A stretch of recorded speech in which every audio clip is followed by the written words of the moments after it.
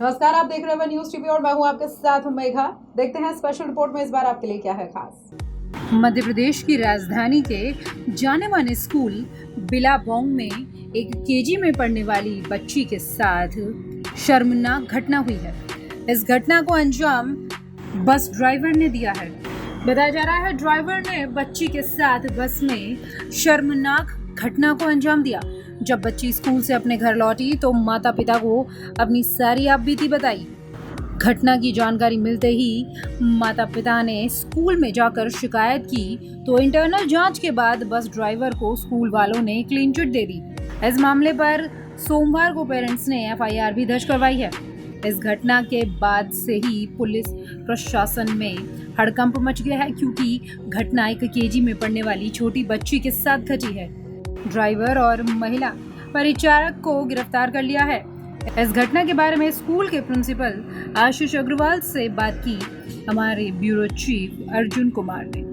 हम आए हैं आज Billabong high school senior secondary school जो भोपाल में है, नीलगढ़ में। बिल्लाबोंग स्कूल जो है इंटरनेशनल चेन है। ये इसकी दिल्ली पूरे भारतवर्ष में काफ़ी सारे ब्रांचें हैं। और जो एक घटना पिछले दिनों काफ़ी सुर्खियों में, कल जो इस पर एफआईआर भी हुई है, इस पर बातचीत करते हैं स्कूल के प्रिंसिपल आशीष अग्रवाल जी से कि क्या घटना हुई थी सर। जो बच्चे के पेरेंट्स हैं वो मेरे पास आए थे 9 तारीख को।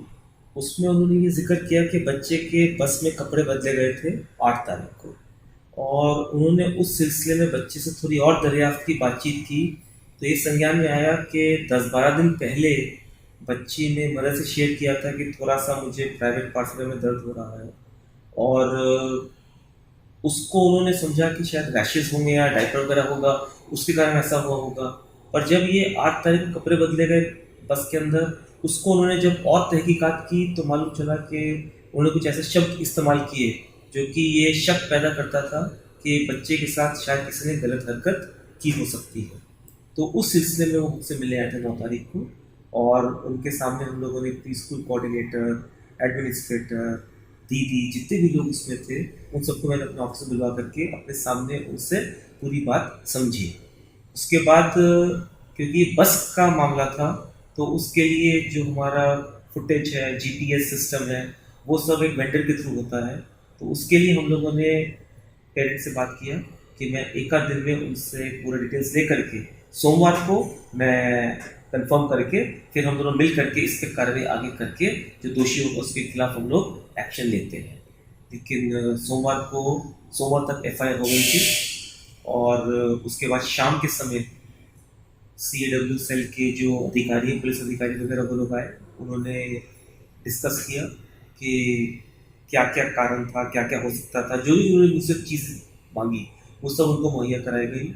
फिर उन्होंने ड्राइवर कंडक्टर को भी कहा कि उनको बुलवाएं और उनके बयान दर्ज किए। उसके बाद सब जो स्कूल के लेवल पे कार्रवाई हुई वो सब के बाद उन्होंने कहा इनको हम लोग थाने लेकर के जा रहे हैं, वहाँ पर हम आगे कार्रवाई करेंगे। स्कूल लेवल पे हम लोगों ने एक इंटरनल इंक्वायरी कमेटी बिठाई, तुरंत अपने सीनियर टीचर्स और बाहर के भी उसमें एक लोग शामिल हैं, वो लोग जांच कर रहे हैं, और उसमें ट्रांसपोर्ट मैनेजर या एडमिनिस्ट्रेटर या किसी की तरफ से भी जो भी लापरवाही अगर पाई जाती है किसी भी स्तर पे, उनको तत्काल भाव से उनको सस्पेंड करके लॉन्ग पे भेज दिया जाएगा। ये फिलहाल हम लोगों ने अभी किया है। मेरा ये कहना है कि 8 तारीख की घटना, 9 तारीख के पेरेंट्स आपके पास आ चुके थे।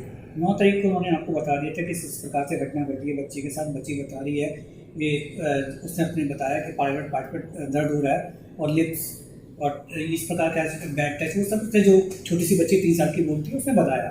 तो स्कूल को 2 या 3 दिन कैसे लगे, मतलब अपनी तरफ से एफआईआर कराने की कोशिश की, स्कूल ने नहीं करी, या टाइम नहीं मिला, या आप पेरेंट्स को लेके अपने साथ जाना चाहते थे, क्या हुआ? और पेरेंट्स एफआईआर कराने खुद अकेले गए, ऐसा क्यों हुआ?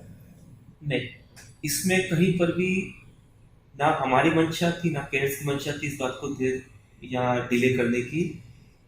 फ्राइडे को जो बात हुई है, हमें फुटेज भी चेक करना था, हमें जीपीएस भी चेक करना था। हम लोगों ने उसको कोशिश किया, जितने भी लोग इन्वॉल्व हैं उन सब से हम लोग तथ्य पहले जमा कर लें, क्योंकि बगैर तथ्यों के अगर हम कोई बात पेरेंट्स से शेयर करते तो शायद वो उतना प्रभावी ना होता और दोषी उसमें बचने की संभावना थी।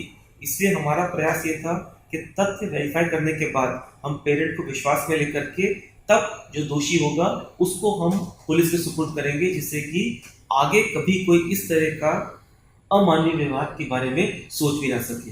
लेकिन शायद पेरेंट्स को ये हमारा वेट नहीं हुआ, तो उन्होंने मंडे को एफआईआर दर्ज कर दी। लेकिन जब वो पुलिस के साथ आए थे, पेरेंट्स स्वयं आए थे साथ में, और जितने भी बातचीत, जितनी भी जानकारी और जितने भी तथ्य हम लोग तब तक मुहैया करा पाए थे, वो सारे हमने उनके साथ शेयर किए।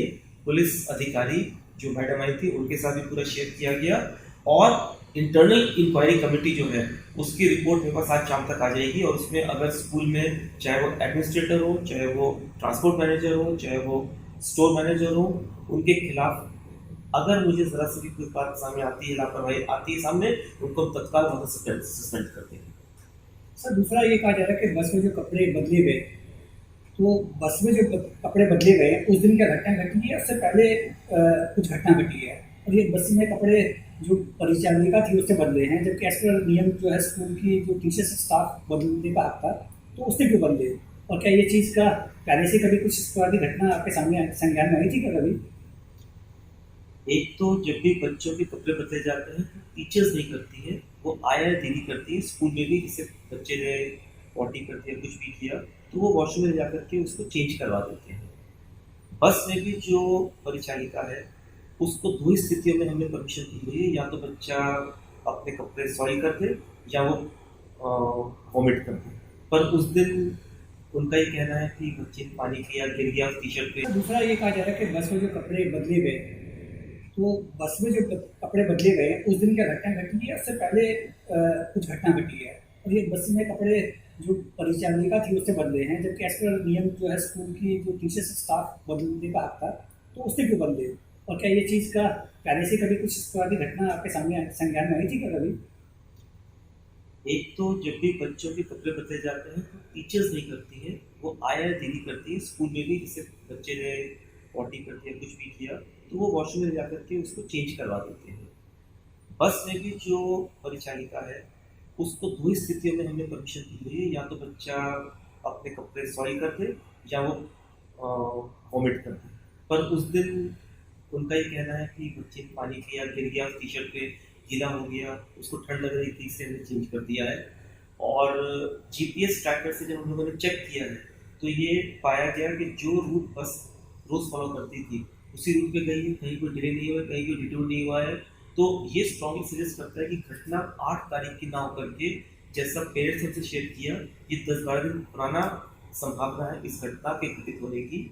और उसकी जो तस्कीर है, वो जो पुलिस अधिकारी हैं, वो ड्राइवर और महिला परिचालक दोनों से तफ्तीश कर रहे हैं, और हमें यकीन है कि आज शाम तक हमारे पास उसके नतीजे आ जाएंगे।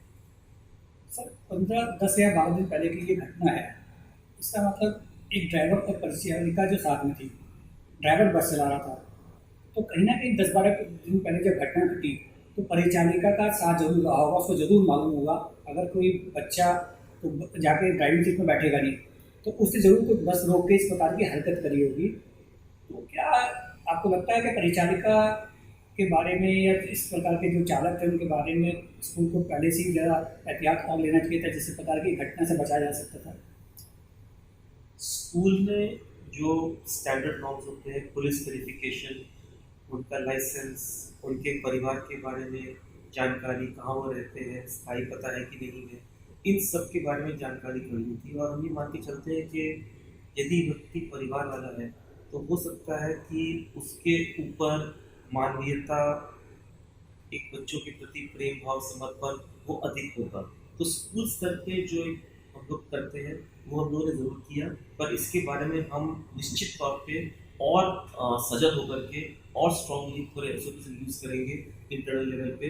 और ये देखा जाएगा कि किया और जिन्होंने उनका इंटरव्यू लिया, उनकी तरफ से यदि कोई लापरवाही हुई है तो उनके खिलाफ कठोर कार्रवाई की जाएगी। बताया जा रहा है कि जो बस पे जो कैमरे थे वो शायद ख़राब थे, क्या ऐसा है? क्या सच है? क्या कैमरे ख़राब थे, या कैमरे ठीक होने के बाद भी नहीं आ रहे?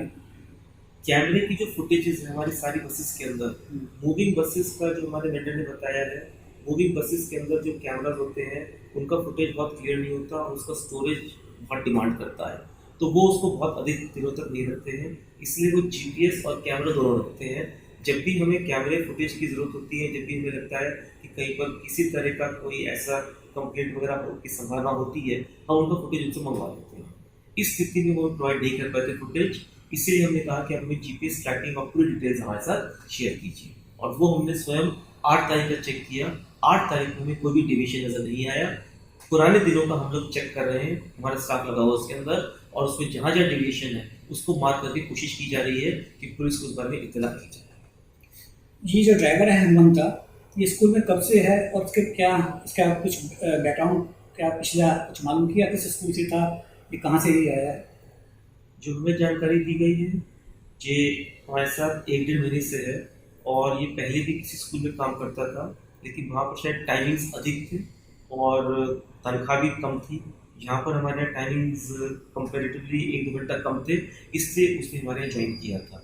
जहाँ तक जो स्टैंडर्ड पुलिस वेरिफिकेशन, लाइसेंस का चेक वगैरह, पुराना उसका एज अ ड्राइवर उसका एक्सपीरियंस, वो सब लोग जांच कर चुके हैं। उसमें हमें कोई ऐसा कोई चीज़ नज़र नहीं है। तो ये थे स्कूल के प्रिंसिपल आशीष अग्रवाल जी। उन्होंने अपनी बात रखी हमारे सामने और सारा सब कुछ खोल के बताया कि क्या उस दिन घटना रही है और स्कूल की तरफ से क्या क्या कमेटी का गठन किया गया है, और आज शाम तक इनके पास रिपोर्ट भी आ जाएगी। उस कमेटी के आधार पर ये जो हैं जहाँ भी नेगलेंस पाई जाएगी, उन्होंने कहा है कि कोई भी कर्मचारी हो, चाहे बड़ा हो या छोटा, उसके खिलाफ एक्शन लेंगे। तो ये अपना पक्ष रख चुके हैं। बाकी स्पेशल रिपोर्ट में फिलहाल इतना ही। आप देखते रहे न्यूज़ टीवी। नमस्कार।